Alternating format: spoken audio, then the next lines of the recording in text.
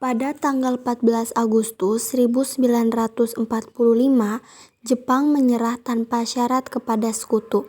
Berita tentang kekalahan tersebut sangat dirahasiakan oleh Jepang, bahkan semua stasiun radio disegel oleh Jepang.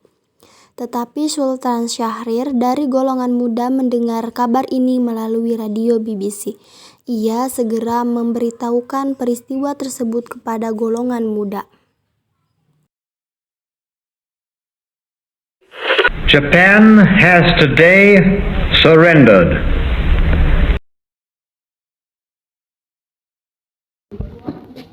Assalamualaikum saudara-saudara. Waalaikumsalam. Saya membawa kabar bahagia bahwa Jepang sudah menyerah pada sekutu. Nagasaki dan Hiroshima sudah dibom. Kamu jangan berbohong. Saya tidak berbohong, saya mendengar langsung dari siaran radio BBC. Jika yang Anda katakan benar, lebih baik kita mengadakan rapat dengan pemuda lainnya untuk membahas rancangan memproklamasikan negara kita. Mari kita laksanakan. Pada tanggal 15 Agustus 1945, golongan muda yang dipimpin Chairul Saleh mengadakan rapat di Gedung Mikrobiologi di Jalan Pegangsaan Timur, nomor 13, Jakarta.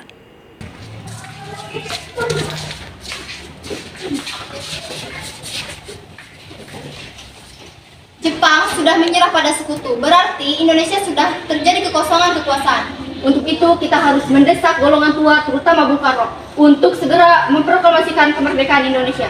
Akan tetapi, jangan sampai proklamasi Indonesia diproklamirkan oleh PPKI. Kenapa kau berpendapat seperti itu? Karena PPKI adalah badan buatan Jepang, dan kita tidak ingin ada campur tangan Jepang dalam proses kemerdekaan Indonesia. Maka dari itu, kita sepakat untuk menolak segala hadiah kemerdekaan dari Jepang, karena kita akan membuat kemerdekaan kita sendiri. Yang Anda katakan benar. Kalau begitu, kita harus temui Bung Karno dan Bung Hatta untuk memisahkan Jepang dari Indonesia.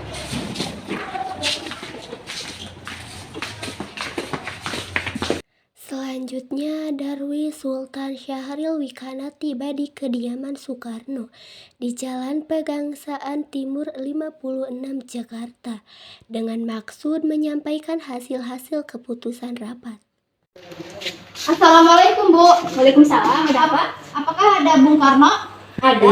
Ada perlu apa? Kami di sini akan menyampaikan sesuatu yang sangat penting. Oke, mari ikut saya. Permisi, Bung, ada yang ingin bertanya dengan Anda? Bukan.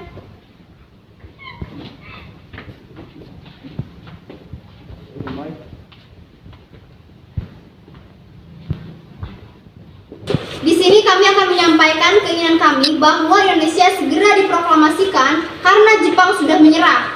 Karena ini kesempatan yang baik buat kita semua. Benar, Bung, Nagasaki dan Hiroshima sudah dibom. Apakah keputusan itu tidak terlalu buruk? Sedangkan pemerintah Jepang masih sangat dirugikan bahkan oleh dunia. Kita harus menunjukkan kepada dunia bahwa Indonesia bukan bagian dari Jepang. Untuk apa? Untuk apa lagi? Untuk memastikan semua ini. Bukan segera melepaskan diri dari mereka. Di bom masih kuat saat ini. Di bom masih kalah. Di bom masih bisa angkat senjata, Syahrir. Cukup, kalian jangan mementingkan ego kalian masing-masing. Yang terpenting sekarang kita tidak membuat situasi semakin kacau. Setelah kepergian Sultan Syahrir Wikana dan Darwis, golongan muda lainnya tiba di kediaman Soekarno. Mereka bermaksud untuk mendesak Soekarno kembali untuk memproklamirkan kemerdekaan Indonesia, tetapi usaha mereka tetap gagal. Bagaimana keadaan Jakarta sekarang? Tidak ada revolusi apapun di Jakarta. Satu hal yang penting, radio sudah menyiarkan bahwa Jepang telah menyerahkan kekuasaannya pada sekutu. Bagaimana sekarang? Sekarang kita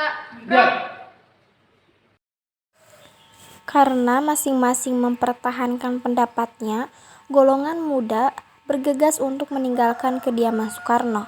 Kemudian para golongan muda segera mengadakan rapat di Jalan Raya Cikini nomor 71 untuk membicarakan masalah ini. Apa yang harus kita lakukan? Bung Hatta dan Bung Karno sudah bersikeras tidak menyetujui usul kita. Mereka berdua tidak percaya dengan berita ini. Begini saja, saya usulkan, bagaimana kalau Bung Hatta dan Bung Karno kita asingkan dari Jepang? Apakah kalian setuju dengan usulan saya? Tapi yang saya bingungkan, mau dibawa kemana mereka? Bagaimana kalau kita bawa mereka ke Rengas Dengklok di Karawang? Di sana dekat dengan pemusatan peta dan keamanan terjamin. Benar, saya setuju dengan pendapat kalian. Hasil rapat tersebut, para golongan muda memutuskan untuk mengasingkan Bung Karno dan Bung Hatta ke Rengas Dengklok agar terhindar dari pengaruh Jepang di Jakarta. Bung Karno dan Bung Hatta, kita harus pergi ke Karawang. Ayo.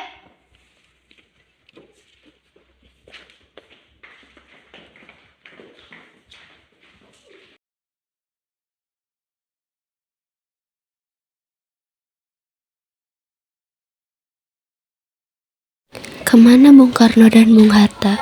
Coba saya tanya Wikana saja.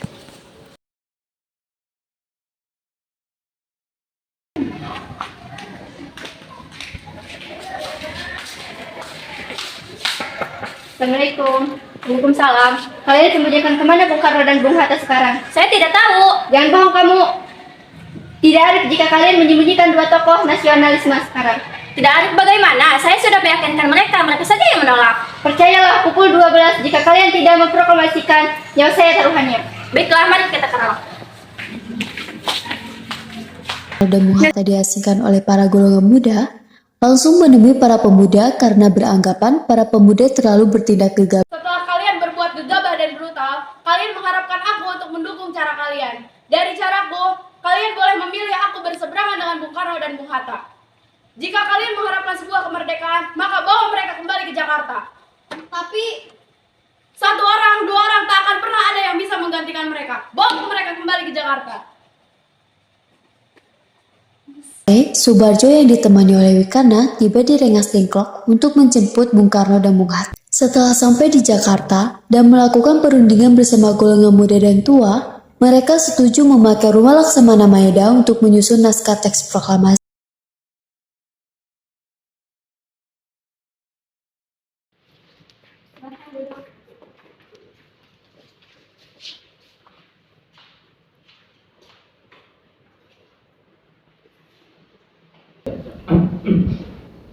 Bagaimana dengan kalimat pertamanya?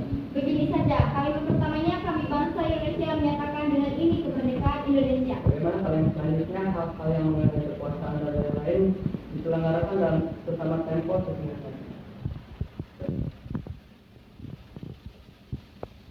Lalu tanda tangannya